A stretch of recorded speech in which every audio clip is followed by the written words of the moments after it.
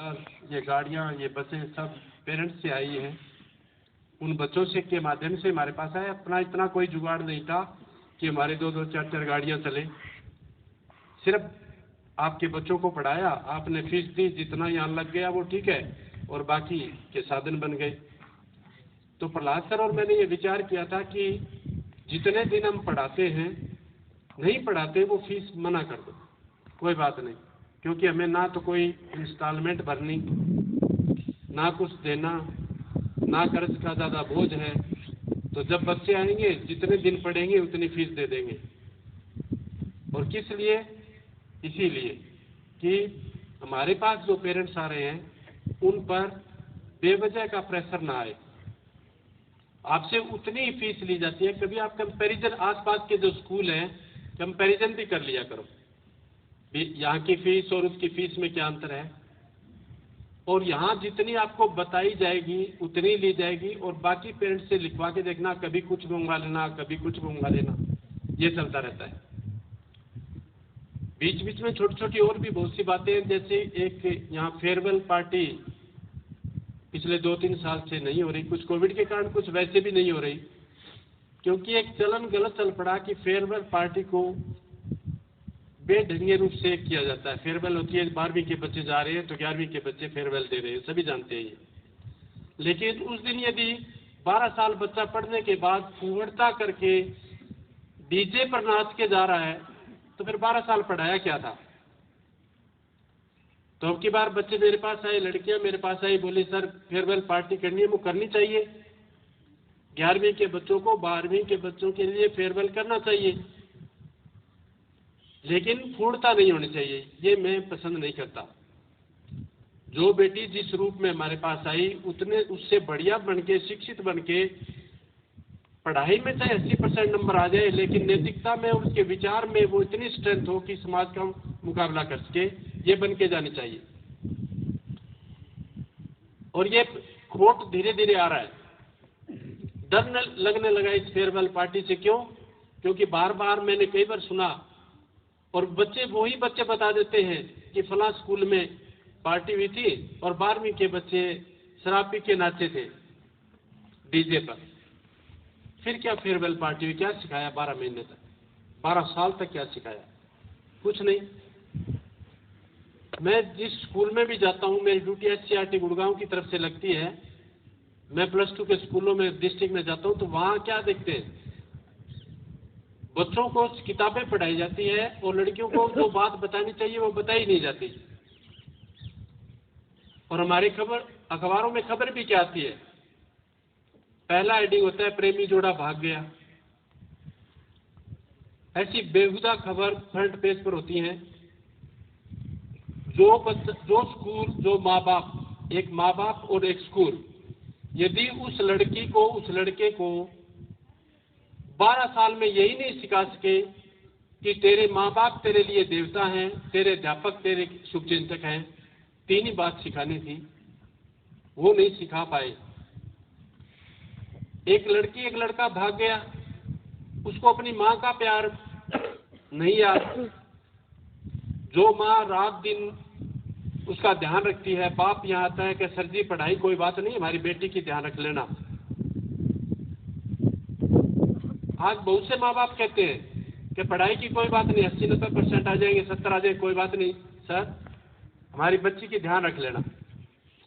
और स्कूल का काम फिर ये होता है कि उस बच्ची का चरित्र बनाया जाए, उसको इतना मजबूत किया जाए कि उसे माँ बाप देवी देवता दिखे। मैं बच्चों को, लड़कियों को कहता हूँ कि आप सिर्फ वही काम करो जो तुम्हें अच्छा लगे। कुछ भी करो, किसी को गाली देना अच्छा लगता है तो तुम गाली निकालो, लेकिन उससे पहले अपने आप से पूछ तो लो, क्या गाली देना ठीक है? यदि अंदर से आपकी आवाज आती है गाली नहीं देनी, तो आप किसी को गाली क्यों देते हो? जब मैं लड़कियों को बताता हूं कि जब कोई लड़की भाग जाती है तो उसके माँ बाप पर क्या गुजरती है, क्या आपने कभी सोचा है? जिस संस्था ने पढ़ाया है उस संस्था पर क्या गुजरती है, क्या कभी सोचा है? और मैं तो यहाँ तक कहता हूँ कि 3-3, 4-4 पीढ़ियां बीतने के बाद भी जब उस लड़की को कोई देखने आता है तो पड़ोसी कहते हैं कि इनका तो खानदान खराब है, इसकी बुआ भाग गई थी। कहते हैं कि नहीं कहते? कहते हैं जी। कहते हैं ना। तो वो कलंक कितने लंबे समय तक चलता है। तो आज हमें बच्चों को शिक्षा देने की जरूरत है, चरित्र की। अच्छी शिक्षा दीजिए घर और स्कूल से भी मैं निवेदन, मेरे अध्यापिकाएं बहुत अच्छी हैं, उनसे मैं कहता हूं कि आप थोड़ा सा कम पढ़ा लीजिए, लेकिन बच्ची को इतना स्ट्रेंथ कर दीजिए, इतना मजबूत कर दीजिए कि वो चरित्र में कभी उसका इधर उधर नजर न डुले। वो हमेशा अपने माँ बाप को देवी देवता की तरह पूजा करे। मैं कहता हूँ आपको मंदिर मस्जिद गुरुद्वारा जाने की जरूरत नहीं है। जो आपको इस धरती पर लेके आया है और जो आपको इस जीवन को बढ़िया बना रहा है, आप 3 ही आदमियों की पूजा कीजिए। ये 3 ही व्यक्ति होते हैं, जब आदमी सफल होता है तो राजी होते हैं। कल मुझसे ये मेरा बच्चा 4वीं का पढ़ाया हुआ तरकाली का मेरे पास आया था, कहा सर आपने मुझे पढ़ाया है और मैंने इसकी फेसबुक भी देखी। यदि आज से 20 साल पहले मैंने कुछ इसको ना सिखाया होता, चाहे ये अफसर ना बना हो, लेकिन अच्छी बातें ना सिखाई होती, तो वो मेरे पैरों के हाथ में मदद नहीं लगाता। और इसका एक उदाहरण भी है।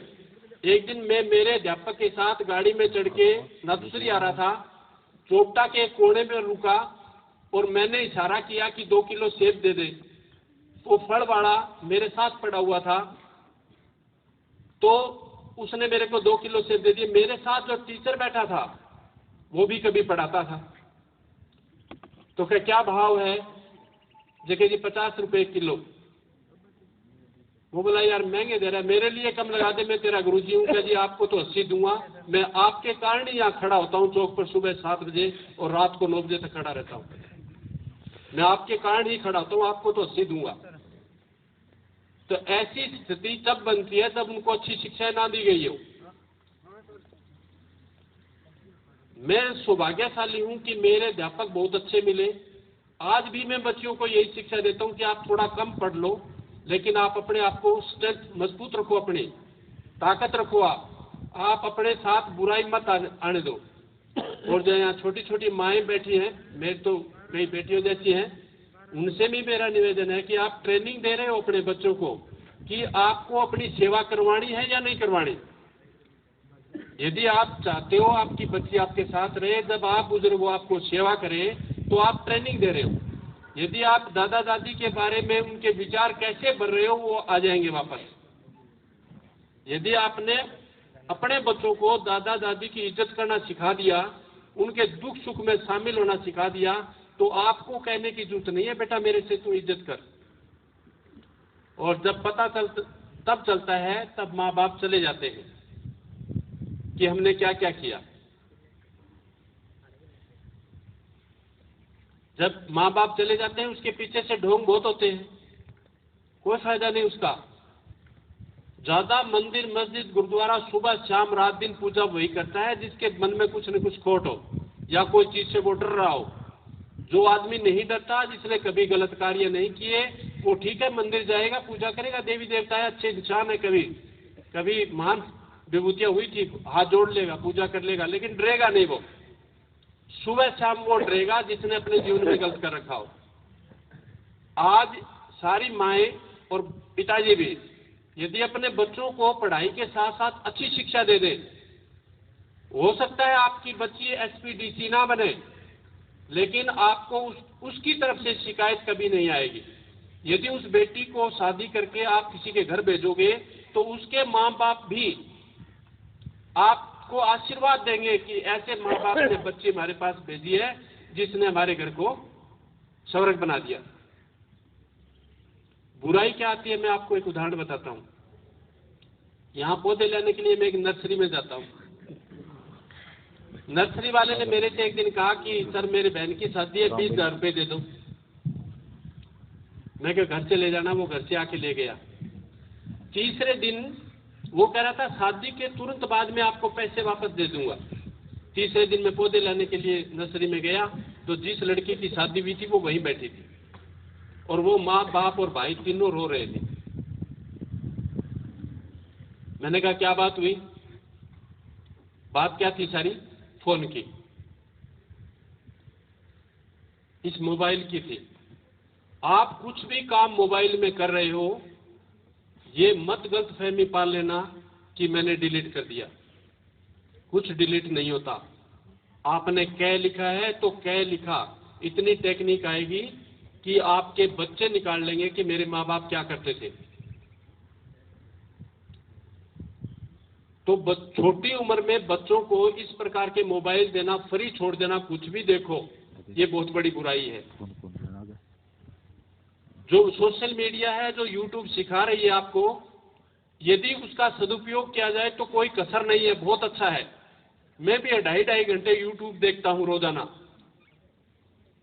लेकिन उस यूट्यूब का दुरुपयोग हुआ तो आपके जीवन में कष्ट आने वाले हैं।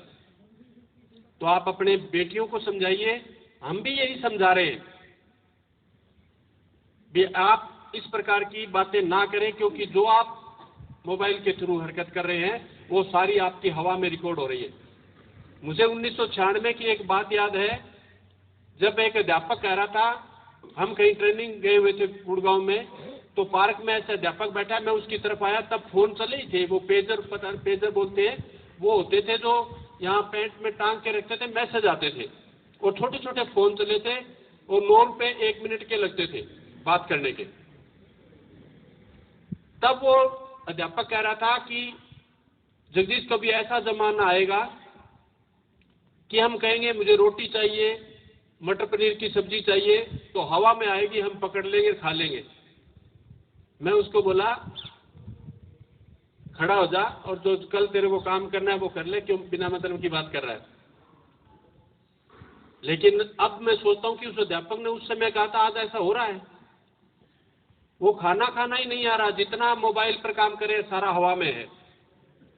और हवा की ऐसी टेक्निक आ गई है कि कभी भी, आपने देखा होगा फिल्मी हीरो हीरोइन पकड़े गए थे, 10 साल पहले की गई चैटिंग उनकी पकड़ के और जेल में डाल दिया था सरकार ने, नशा मंगाया हुआ था उनका। तो आप भी अपने बच्चों को अपने पास रखें, उनसे बात करें। हम भी कोशिश कर रहे हैं कि आपके बच्चे आपके ज्यादा नजदीक रहें, इसी में आपकी भी भलाई है और हमारी भी भलाई है। और शिक्षा का जो संस्थान बनते हैं उसका उद्देश्य पैसे कमाना नहीं होता, और किसी का है तो गलत है, पैसे अपने आप आ जाते हैं। शिक्षा संस्थान का यह कर्तव्य होना चाहिए कि वह बच्चों में संस्कार और चरित्र का निर्माण करे। यदि वो किताबें कुछ नहीं है, यदि बच्चा अंदर से साफ है, दिमाग साफ है, माँ बाप की तरफ देख रहा है, तो अध्यापक जो पढ़ाएगा उसे याद हो जाएगा। हमारे याद तो वो बात नहीं होती ना जो हमारे दिमाग में यदि पहले से कचरा भरा पड़ा है तो दूसरी चीज नहीं आ सकती।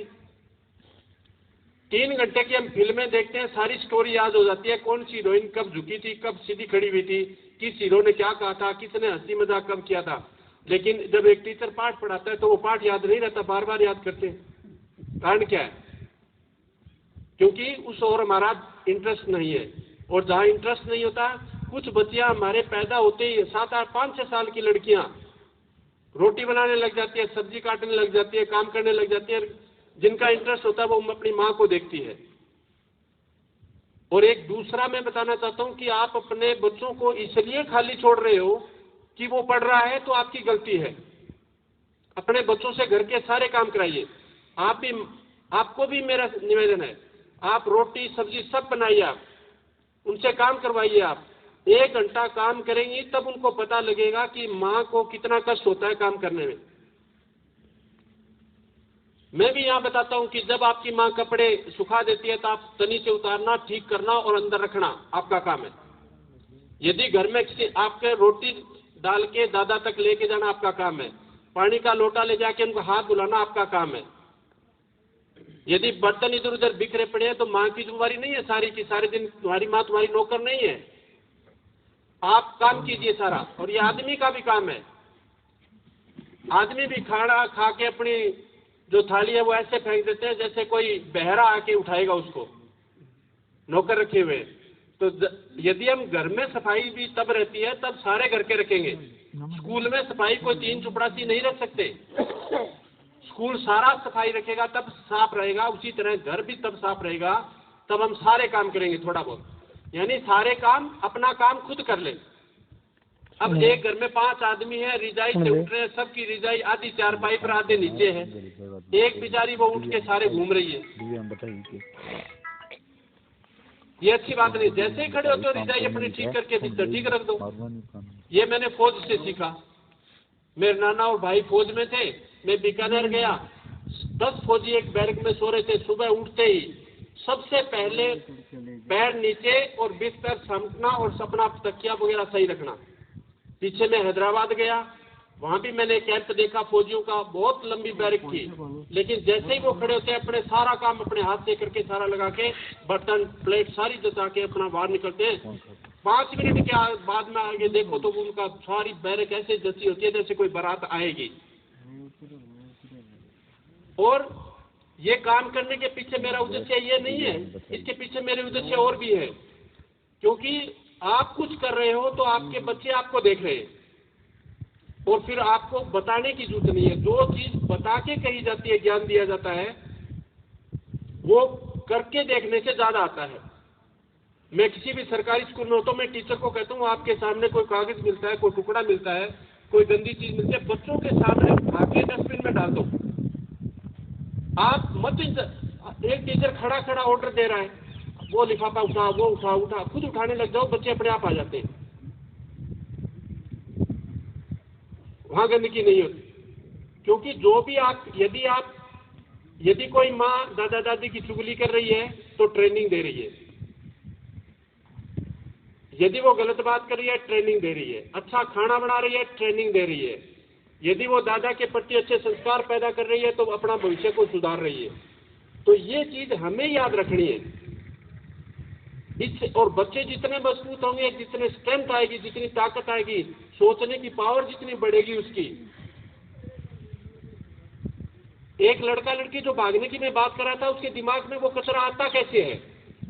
क्योंकि हमने उसको मजबूत नहीं किया। एक माँ ने बेटी से बात नहीं की। अपनी बेटी से इतना प्यार करो कि बाहर, जब एक बच्चे को घर में जब प्यार की कमी होती है तब वो बाहर ढूंढता है। आप अपने बच्चे से फुल बात कीजिए, अपनी बेटी से बात कीजिए, कोई किसी प्रकार का डर नहीं है। उन्होंने बताइए, बेटी तू ही है मेरी सब कुछ, मेरी इज्जत भी तू ही है, मेरा धन भी तू ही है, और तू राजी रहेगी तो मैं राजी रहूंगा। फिर वो बच्ची जब बाहर उसके दिमाग में आएगा, कोई गलत संगत मिलेगी तो उसके दिमाग में तुरंत आएगा कि तेरी माँ ने तेरे को क्या कह रखा है, क्या ये बात सही है, क्या तुम कर रही है ये सही है? तो उसके कहीं न कहीं रुकावट आएगी। तो एक समय था जब पढ़ाई को नंबर 1 माना जाता था। जब मैं पढ़ता था, जब पढ़ाई चाहिए, राजेंद्र कहता था, अक्सर 1 नहीं आता था, लेकिन जब भी कहता, बस मेरे को कितने नंबर आए उस नंबरों का ज्यादा पता नहीं था, मेरे को एक ही है कि फर्स्ट आने चाहिए। यानी मैंने तीसरी से याद है और एमए तक एक ही बात सुनी कि फर्स्ट आने चाहिए। उसने कभी नहीं पूछा कि तुम्हारी संगति कैसी है, तुम कहाँ जाते हो, क्या करते हो, क्योंकि जरूरत नहीं थी, इतनी बुराइयां नहीं थी। आज पढ़ाई को 2 नंबर पर रखो आप। पहला काम, बच्चे को कहाँ बैठता है, क्या करता है, गलत है तो उसे पास बैठा के बात करना, घर के कामों में रुचि रखना, उसको घर मंदिर जैसा दिखना चाहिए और माँ बाप देवी देवता जैसे दिखने चाहिए। जब तक ये उसको आपको एहसास नहीं होता ऐसा ऐसा हो रहा है, तब तक आप अपनी कार्रवाई जारी रखिए और फिर देखिए आपके बच्चे क्या होंगे। यदि बाहर बुराई भी होगी तो आपको आके बताएंगे, वो माँ किसी ने मेरे को ये कहा था, फिर आप बताओगे ठीक है बेटी ये तूने सही किया। मेरी लड़की भी एमए इंग्लिश में पढ़ रही है, CDLU में जाती है, किसी भी संस्था में, इन संस्थाओं में कहीं बुराई की कोई कमी नहीं है, थोक में मिलती है, लेकिन मुझे कभी डर नहीं लगता, मुझे उसका, क्योंकि स्ट्रेंथ मजबूत है। वो सारी बात मेरे अपनी माँ से पहले मेरे से बात करती है। वो ये बात होगी, ये पापा जी ऐसा ठीक करना ठीक है या गलत है? ठीक है तो ठीक है, गलत है तेरे को कैसे लगा बेटा? कि मेरे को तो गलत लगता है। गलत है तो मत करो, अपने राह पर जाओ, राह पर आओ, देखो मत बुराई की ओर, देखो ही क्यों, और ऐसी संगत को साथ ही क्यों रखो जिससे आप में वो बुराई पैदा कर रहा हो, जो आपके अंदर बुराई भर रहा हो। तो आपको आज मेरे कहने का मतलब यही था कि आप अपने बच्चों को मजबूत कीजिए, चरित्र से मजबूत कीजिए, विचारों से मजबूत कीजिए। यदि आपके बच्चे चरित्र से मजबूत होंगे, विचारों से मजबूत होंगे और आपको यदि वो देवी देवता मानते हैं तो वो दिन दूर नहीं जब आपके बच्चे सफल होंगे। धन्यवाद।